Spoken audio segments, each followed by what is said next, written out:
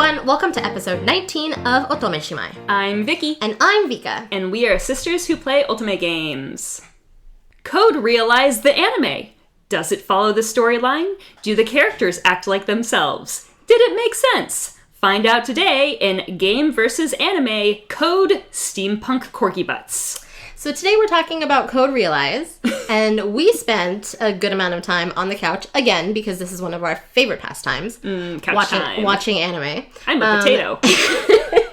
Vicky is the queen potato. So today we're doing a game versus anime. But first, who are you doing this week? So, I actually started playing Cupid Parasite. Woohoo! So bright, so colorful. Yeah, I'm really excited because the Cupid Parasite localization got announced a couple of weeks ago, and it's a game that's been on my backlog for a while, so I was like, well, I gotta play it now.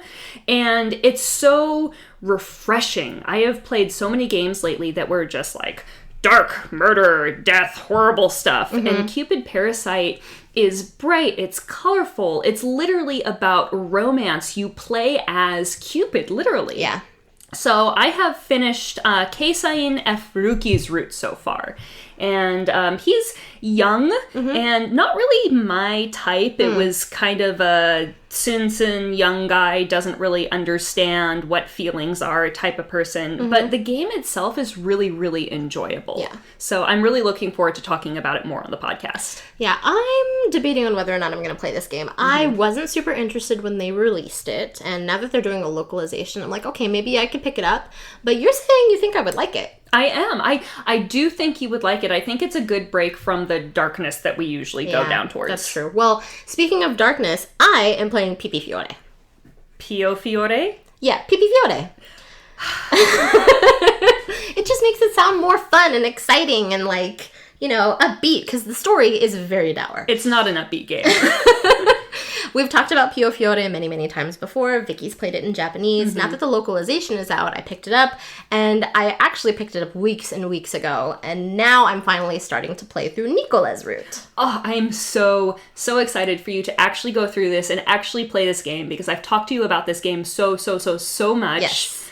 Yeah, I'm really excited. The only thing that I don't understand is the dictionary. Like, I know what a cannoli is. Okay, but think of it this way. Not everyone who speaks English also knows as much Italian as you do. I mean, you're a linguist. That's so true. You have studied a lot of different languages before. Of course you know what grazie means, but not everyone's going to know that. That's true. Okay. Well, I still find it funny when they tell me how to say things that I already know how to say. But I will say this. I've gone through the first 2 chapters of Nicola's route, and I'm really intrigued by the characters. Like, I knew from your playthrough that I loved Lily, but I think I love her even more. Yeah, Lily's great. Lily's wonderful. Yeah. So, I'll let you know how it goes. Yes, I'm looking forward to it, and you guys should look forward to us doing an actual episode on it. Woohoo! Maybe we'll do a reviews and twos. We should. We'll see. So let's get back to today's topic. Steampunk Corgi Butts. Oh, I love the butts of the corgis. They're so soft and squishy and cute. Steampunk Corgi Butts. The important thing about Steampunk Corgi Butts is the steampunk part. Is it? I think so. Because the art style for the anime is the same as the game. It's very steampunk. In the beginning, they show the entire landscape of London. And you want to know how they show how steampunk London is? How steampunk is London? They draw the gears much larger than the actual buildings. So London is literally a bunch of small buildings, and a bunch of giant gears are just like thrown in. That made me laugh so hard. I'm like, okay, I get it. You're a steampunk game. The clothes are steampunk. The characters are steampunk. Everything is steampunk, but it made me laugh a lot. I do like the art style. I think it's very, very good. The up-close scenes are very well done, and they are very beautiful. The only thing that bothers me is the fact that when they animate shots that are far away with multiple characters in it, their faces look so derpy. They do. It literally looks like they were drawn with someone's foot. Yeah. So, I mean, just to be clear, this is not the worst animation we've ever seen, but in the far away scenes, it's definitely not great. The close-ups, beautiful. Yes. Far away, foot. Yes, far away with a foot. But I still think that the animation's beautiful. I think that they captured the environment well. I think they captured the atmosphere well. I also think they did a good job of animating all of the characters and all of the side characters, because there's quite a few side characters in this game. Oh yeah, definitely. Yeah, so I love it. Also, another thing that I liked about the animation is that somehow the inside of Cardia's dress is a portal into the night sky. That was actually really, really beautiful. Yeah. The way that they animated Cardia's clothes. That was really cool. I don't know if this was in the game. I definitely don't think they managed to do this in the game, but every time she would walk, I would look at the bottom of her dress and be like, oh my god, I just want to like jump into space by jumping under her dress. You like sparkly things. I do like sparkly things. It was gorgeous. Yeah. So Vika, you are the one who actually played Code Realize. I didn't. I've heard a lot about it from you, but I'd really like to know your thoughts about the plot in the anime versus what the plot in the game was like. Okay, so it's been a while since I've played this game. Let that be said. It's been many years since I've played through Code Realize. But I think comparing the anime that we just recently watched to my memories of this game, there's a pretty big amount of overlap. Like, they followed the storyline and they did do some things that were very keyed into what was in the original game. But they also added some things in that were not in the game itself. And I think a big reason for doing this from my perspective is that they added these scenes to kind of maintain the storyline of the anime so that when you're watching, you can really follow what's going on. Because in the actual game, you only get background and exposition through playing everyone's route. And you don't actually get the whole story until you get to the very end of the game and playing Lupin's route. So I like that in the anime, they gave you like a cohesive representation of Cardia's story and what's happening in this game, even though they didn't follow it to the T. Yeah. That totally makes sense. And I really liked the fact that they did that, because that meant that we could go through, and unlike some other anime based on Ultimate games that we watched, you could watch this and be like, oh yeah, I know what's going on. Exactly. I think they do a really good job of giving exposition and backstory without giving too much away. Yeah. And the main story is definitely still there. It follows Cardia, and she, just like the beginning of the game, she wakes up in a room filled with dolls. The only thing is that this anime really ends up putting Lupin as the forefront for the ally. So throughout the start of the anime, you basically know that she's going to fall in love with Lupin. Oh yeah, it's really, really obvious that Lupin is the main love interest in this anime. Exactly. So I think that, like the game, the anime does show a lot of character development. I think in the anime, it shows more character development for some than others, but it's pretty important that they follow Cardia and her storyline, because she really tries to figure out who she is inside and not what her father made to be, just like the game. So I think the anime overall, like, they portrayed the game storyline very well. Yeah. So what we're going to be doing now is we're going to be going over the main characters and allies, and we're also going to be discussing the side characters as they show up in terms of like importance to each ally. Yeah. So I think we should talk about the most important character of this series. The most important character. You cannot have Code Realize without Sisi. Yes, Sisi, our beloved corgi butt. I think he is the most important character. He is. You cannot have Code Realize without Sisi. I mean, I can't imagine it. I mean, he's adorable. He's a little corgi with a mechanical arm, mechanical leg, and he wears a top hat and the little bow, and he's adorable. Yeah, I love Sisi so much. So best character. If you don't like Code Realize, at least watch it for the corgi butt. At least watch it for the corgi butt. So much corgi butt. Okay, but really, our most important character is Cardia. Yeah, Cardia Beckford, queen of character development. Yeah, she's so great. I love Cardia. I love the fact that she is a blank slate in the beginning, and she gets so much character development throughout the storyline, because you're following her path of figuring out who she is. And I think it's beautiful. I think they did a really, really good job with this character. She's wonderful. Yeah, and one of the things that I really like about Cardia is the fact that she really like, she wants to know what's going on, and once she finds out what's going on, she wants to help. Yeah, she wants to help. She also wants to make sure that everyone is safe. And she's very brave in that way, because there is a point in the game and the anime where they find out that her father, who is Isaac Beckford, the reason why she exists, her creepy scientist dad, he has some plans. And they need to figure out, or rather stop the plans, because they are bad plans. But she wants to make sure that she doesn't hurt anybody in the process. Yeah. And interestingly enough, so Isaac Beckford, her father, who is one of the main antagonists and kind of like the reason why this whole thing is happening, in the anime, he really only shows up at the very end, and you only hear a little bit about him throughout the game until the very end. So, I mean, I feel like he's probably a lot more important in the game versus in the anime. Yeah, in the games, it's very easy to tell, because Isaac comes up a lot in all of the allies' routes. There's a reason for each of them to be working together to stop Isaac from doing what he wants to do. And in the anime, they do show that, but to a lesser extent. And I think that's just a matter of time, and the fact that you can't get into each individual's route in a 13 episode series. Yeah. Well, you know who does show up a lot? Is Phineas. Her brother. So Phineas is Cardia's brother and Isaac Beckford's son, and he really does serve as like the forefront main antagonist in the series. You see him quite a bit.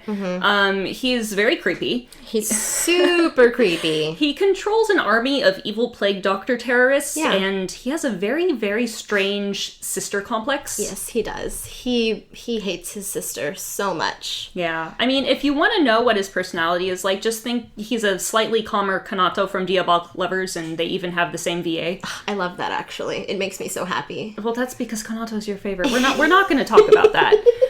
I like that they also had them both sing a very typical British song in both of these anime. Like, he sang Scarborough Fair in Diabolic Lovers, and in this one he sang London Bridge.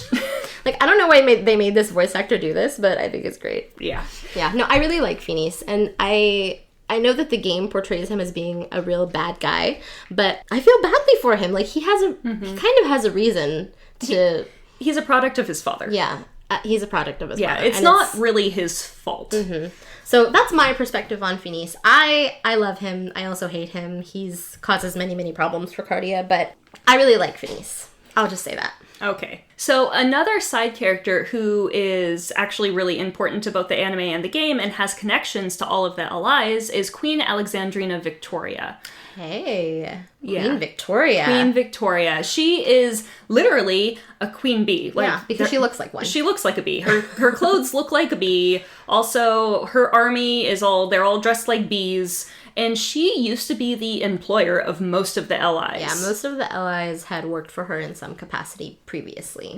And she also has a right-hand man, who's Leonhardt, Rempart Leonhardt. He's more important in the game, for sure. They don't show him much in the anime, but he does get his little jibes in with his long curly mustache. Yeah, he shows up and he kicks butt, and then we just don't see him again. That's right. Yeah. But let's start talking about the allies. So the first ally we're going to talk about is Impy Barbicane, aka Wawa Boyfriend! Yes, he is Wawa Boyfriend. He is so excitable, and he loves Cardia. She is his angel. She is the light of his life. She is everything to him. Impy gets attached very quickly. He really does. So Impy is their technician. He's an engineer. He builds all of the stuff. But also in the anime, we really get little to no backstory with Impy. He does stuff. He's very important to the story. He's very helpful, but we don't really find out very much about him. Yeah. You do get a couple of flashbacks that discuss, like, why he is an engineer, why he's an inventor, and the fact that he wants to go to the moon. But you don't really get too much in detail in the anime. They really only dedicate one episode per LI, and then the rest is all Cardia's story and her relationship with Lupin. The thing that I love about Impy is that because of Impy, we have Sisi. Yeah, Sisi is Impy's dog. Yes. He saved Sisi, and when he found Sisi didn't have one of his legs, and so Impy built him a mechanical leg. Mm-hmm. It's so cute. I love the fact that he did this. Mm-hmm. He's so sweet. Also, his voice actor is Morikubo Shotaro. That's right, and we love Morikubo Shotaro. We do. Yes. You know who we don't love? Who? Nemo. Okay, he's so creepy. Yeah, Nemo is one of the side characters who interacts with Impy a lot. Nemo is another scientist, another inventor, and they end up kind of going up against each other in an airship race, and Nemo decides that Impy is his BFF. Yes, and I don't think Impy agrees with that. I think Impy just kind of goes along with it. He's kind of like, whatever. Yeah. At least in the anime. In the game, does he do that?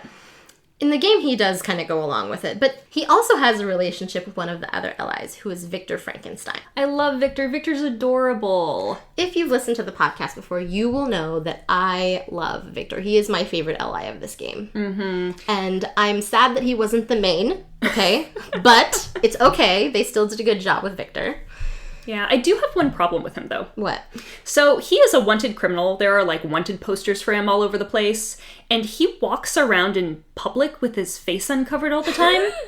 I don't know how he doesn't manage to get arrested. Yeah, I don't know. I feel like Scotland Yard is not doing a very good job because they have so many scenes of the whole group just, like, walking around in London. Mm-hmm. And or driving around in the car. Or driving around in the car. And Victor's, like, just there. And nobody cares. Yeah, I think Fran is great. Yeah, he also uses exploding vials as weapons, and it's pretty funny. Yeah, Victor can kick quite a lot of butt for a fluffy science boy. Yeah, fluffy science boy. No, he's pretty great. I really like him a lot. Mm-hmm. The thing about him and Nemo is that Nemo's super creepy, and he thinks that Fran is his lifelong rival, and Fran's just like, yeah, I used to work with that guy. Yeah, and speaking of what Fran did for work, we actually find out a lot about his backstory in the anime. Mm-hmm, He's one of the allies who is really a central focus because he is very much connected with the main overall issue in the game. Mm-hmm. He's very much connected with Cardia's father, Isaac. He's very much connected with the whole plot, but, you know, there's a lot of things that I won't mention because super spoilers, but you get to learn a lot in the anime about that, which is great. Mm-hmm. You know who else you learn a lot about, and actually quite early on in the anime? Yes, in episode 3, we learn the entire backstory for Abraham Van Helsing. Pew Pew Boyfriend! I love Pew Pew Boyfriend. He's the only one that shoots a gun. Pew Pew Boyfriend's my favorite. He's a great guy. I love him a lot. Yeah, he's really angry. But you find out his entire backstory in episode 3, and I think they just, like, wanted to get it out of the way. It's also really relevant to the story, and helps kind of move the plot along once you find out his whole thing. I mean, they need to get all of the characters in the right place. Like, Deli needs to show up. Sorry, I'm moving ahead a little bit. But Delacroix II, who is a vampire, and as we all know, Abraham Van Helsing is a vampire hunter. There is some story, there's a lot of backstory with the two of them. He has to show up at some point because he's a central part of the story as it goes on. At every route, Deli ends up coming and living with them. Yeah. So they kind of had to do that pretty early. And I think they did a pretty good job, but we missed a lot of Van Helsing's personality. Yeah. Mm-hmm. His relationship with Cardi in the game is very much different from his relationship in the anime. In the beginning, it's pretty similar, but yeah, not going to say too much about that. Well, I also, so Van Helsing is really interesting. One of the things that really makes him stand out from a lot of the other LIs is the other LIs all have, like, some reason why they really, like, need someone else's help or, like, really need to, like, band in a group together. And Van Helsing, he can take care of his own shit. Yes, he can. Like, at some point, he has to decide whether or not he wants to join the group, and he's like, I don't really need you guys. And it's they're true. like, but we need you! And he's like, fine. Yeah, I really like Van Helsing as a character. I love Pew Pew Boyfriend. Pew Pew Boyfriend. Mm-hmm. Yeah. So the other side character that's attached to Van Helsing that you see in this game is Jimmy A. Alistair, who is Van Helsing's ex-boss, and he's also Phineas's, like, sidekick. So Yeah. he appears in a couple of scenes and you very quickly find out their weird history and then they move on. Yeah, it is very quick. You don't really get to learn very much about his character in the anime at all. You know who else you don't learn very much about in the anime? Ah, yes. Another one of the allies, Saint Germain. I really understand why they did this, but it was kind of sad for me because I like Saint Germain's route. Yeah, Saint Germain in the anime is there. He's there a lot. He's there in basically all of the group scenes, but he doesn't do much besides letting everyone live in the house. Yes. And be mysterious. Yes, he's basically the benefactor. Mm-hmm. He's the money man. Yeah. Yeah, and he's a great character, but I think there's so many things going on with his backstory that they just couldn't fit it into the anime. Yeah, anything that they put in the anime, I feel like, from what you've told me, either wouldn't make sense or would be overly spoilery and would need a lot more context. Yeah, I think so. They do try to open it up a little bit in the anime where they give him some scenes where he's talking about his backstory a little bit, but it's really not that much. They gloss over a lot, and I think they kind of have to. But Saint Germain isn't the love interest in the anime. He is not the main love interest. That's right. Arsène Lupin is. I love how you can actually say his name correctly because I can't. Lupin! I think he's great. I don't actually, when I'm playing through this game, I didn't actually like Lupin's character that much. He's not my favorite, but he is like the true end. You get to learn everything about Cardia and the whole story by going through his route, because he's the only one that you can play last. Mm-hmm. And, well, you have to play him last. You have to do the other ones first. But, Lupin is our gentleman thief, and he's very, I would say, mild-mannered. I don't like his shirt. I'm talking about his personality, not his clothes. I don't like his shirt. That's true. Yeah, when he first showed up, I remember exactly what you said. He's just Tuxedo Mask with extra steps. He is. He's slightly more useful than Tuxedo Mask, but the whole thing, he is. Come on. Tuxedo Mask shows up, he says some, stuff, and he throws a rose, and then he leaves. Okay, we're not talking about this. I'm a Sailor Moon fangirl, and I'm insulted. Well, that's your problem. But yeah, so Lupin, he is the main love interest. He and Cardia are very obviously into each other from day one. Mm-hmm. But their whole thing is the way that they interact is if he and Cardia get into some issues, they run away. Yeah. He helps Cardia run away. They just leave and they go, and he doesn't, in my opinion, do a whole lot to really help solve things. He helps support Cardia. He's a very big supporter of her, and the whole team comes together to help her. But at the end of it all, Cardia is the one actually doing shit. Yeah.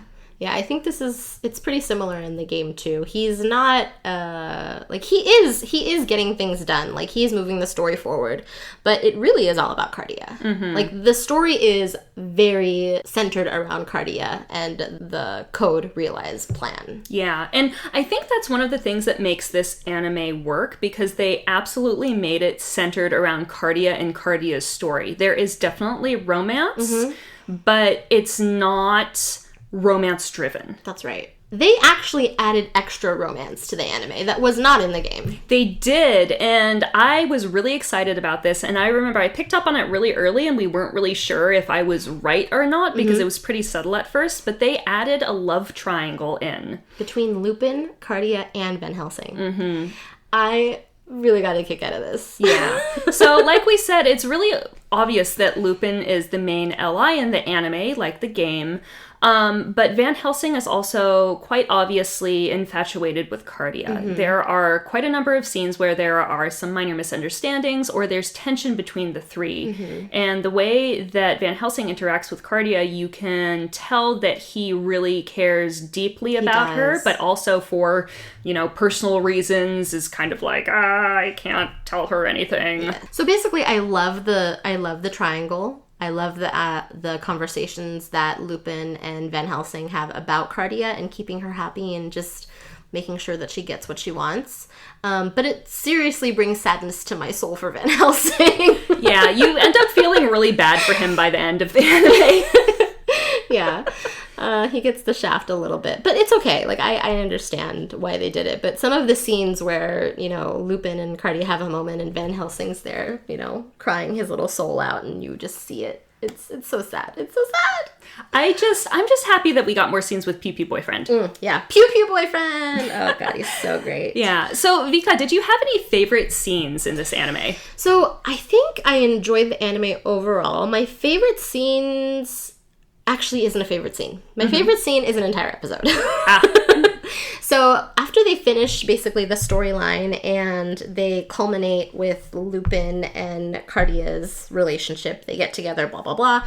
There's another episode after where it's basically its own mini story. So Lupin actually gets arrested for stealing something he did not actually steal, which is a shocker since he's actually never been arrested for stealing something that he's stolen. But in this case, somebody plants a jewel on him and he gets arrested. And he ends up living with Herlock Sholmes. Herlock Sholmes. So he ends up escaping prison through the help of his wonderful friends. And Herlock Sholmes comes out and is like, come with me. We have places to go. And so he takes him back to his place. My alternative title for this episode is The Odd Couple, featuring Lupin and Sholmes. Kudos to whoever gets that reference, because that's an old one. But basically, there's this one scene in the episode where Herlock is drinking coffee or tea. I'm not exactly sure. He's reading a newspaper. And Lupin is walking around yelling at him to clean up his messy apartment.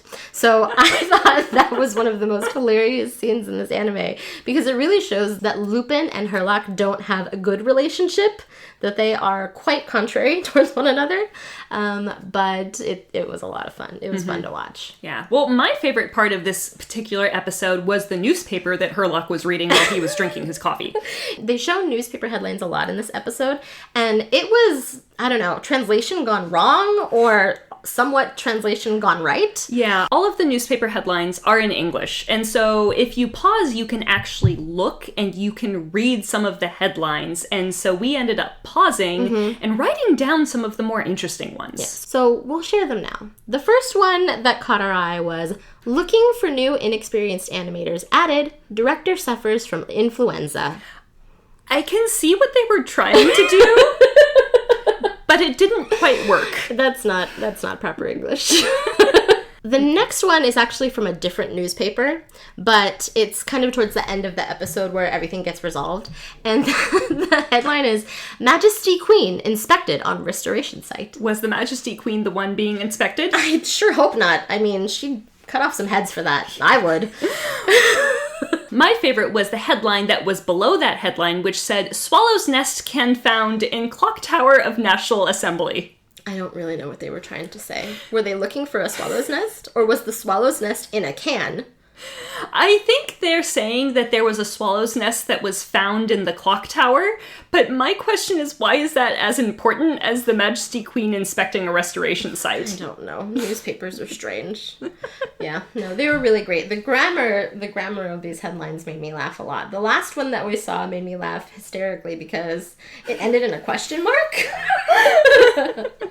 It was, boldly invade aristocratic house, full moon night? I don't know. Was it a full moon night? Who knows?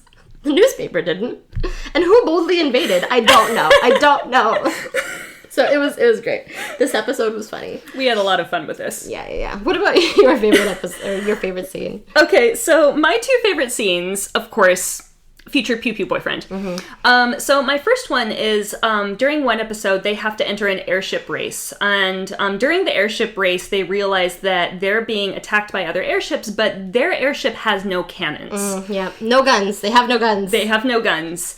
And Impy's solution is to put Van Helsing into like a giant metal ball and to lob the ball with Van Helsing in it onto the other ships and then let Van Helsing shoot everyone.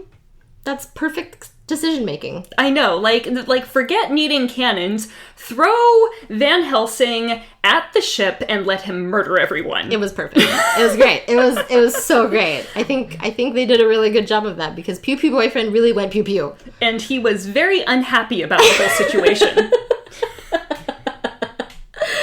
Great problem solving, Impy. Great problem solving, Impy. The other scene that I really loved was in episode 4, there's a big train scene where you get like the first showdown with Finis. And once again, Van Helsing gets to show off his pew-pew skills. It's also the first time the love triangle hints start. So it was both like dramatic and super enjoyable. Yeah. The action scenes, I think, were a little bit lackluster, but I think they really did a good job for, trying to put an otome game in anime format and make it as action-packed as the game itself. Yeah. So, I mean, that kind of leads into our overall thoughts. Does it follow the storyline? Kind of. Do the characters act like themselves? Yes. Did it make sense? Definitely. It made sense. This anime made sense, guys. Oh my gosh. Yeah. And not only did it make sense, but it was actually pretty good. Yeah. I mean, coming from your perspective and you haven't played the game, what did you think? I thought it was entertaining. There were definitely some scenes where I was like, oh, I don't really quite get what's going on here. But it wasn't like there was no plot. It wasn't like I was confused every second. Yeah. There was a very clear beginning, middle, end. These are the characters. This is what's going on. Yeah, I don't think they could have revealed everything and given all the backstory to tie up all the loose ends, but I think they showed the story overall and did a pretty good job. Yeah, and I actually ended up recommending the Code Realize anime to my significant other because even though they don't play Ultimate games, they are a self-professed weeb. I hope they watch it. Me too. Yeah, I think overall they did a good job. I know that they followed... Well, they didn't expressly follow Lupin's route, but they did a good job of portraying the story in its whole and following Cardia as she develops relationships with allies, and the allies also developing relationships with one another and the side characters as well. I also think they did Finis really well. Big creepy vibes, but you also get a lot of his story, and you also understand why he's doing the thing that he's doing in the anime. I didn't think that they would be able to do this in the anime, but they did a good job. I really liked it. Yeah, you feel empathy for him. Yeah, I do. Yeah. So, I mean, have you guys watched the Code Realize anime, and what did you think? Let us know. Let us know in a comment, shoot us an email, or add us on Twitter. Yeah, I'm really curious to know what everyone else thought, if they've played the game and seen the anime, and what they think about that. Yeah. If you like what you hear and would like to support us, we have a Buy Me a Coffee account where you can donate to us keeping the podcast going. We also have a Twitter and Instagram where you can stay updated on what we're up to. Thanks, everyone, for listening. Bye!